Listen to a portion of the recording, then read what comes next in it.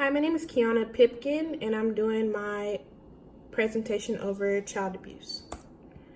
So what is child abuse? Child abuse occurs when a caregiver fails to provide a child with its basic needs such as food and shelter, and it occurs when a caregiver inflicts harm or harms a child while disciplining them.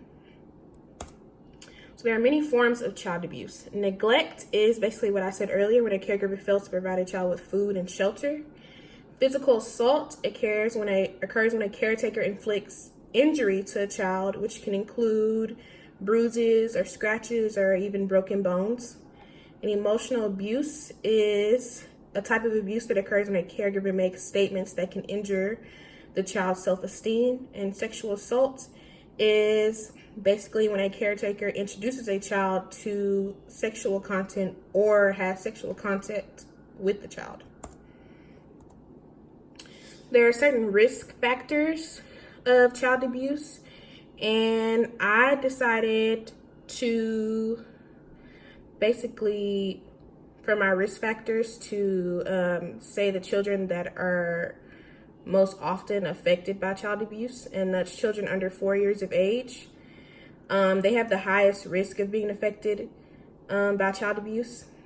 And caretakers also tend to target children who have special needs, developmental issues, and mental health needs.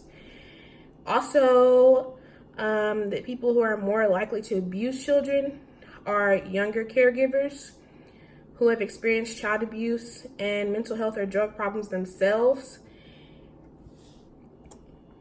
There are symptoms and signs of child abuse, and some symptoms and signs that you can see in children are poor performance in school. They're quick to get angry, panic, anxiety, and the type of symptoms or sign that I've seen in younger children working at a daycare that I used to work at here in Nacogdoches is isolation. I've seen a lot of kids that are being abused that are they tend to be isolated. They don't want to interact with peers or be involved in certain activities.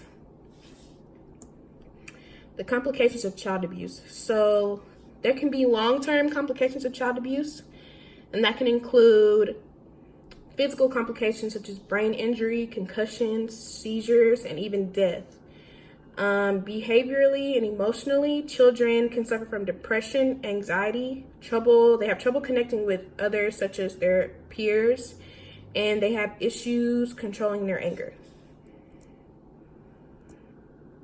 So I chose this topic because I felt it was very relevant to the field of human sciences, and my field is human development and family studies, which is basically working really closely with children and their families. And in my student introduction, I said that I wanted to pursue a career in child protective services or become a child life specialist.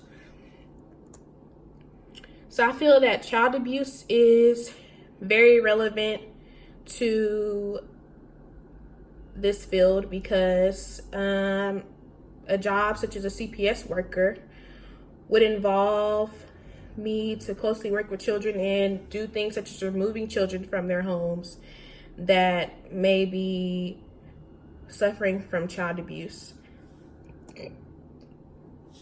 Some steps for removing a child from unsafe care that I have read about that CPS workers have to do. I know that CPS workers work close with law enforcement to ensure the safety of the child in the home. And I know that once the abuse has been determined, that most of the caretakers who have abused a child are required to register as a sex offender. And after they have been registered, sometimes they can be taken to jail if the child is under 18, and they're prohibited from working in settings that involve children.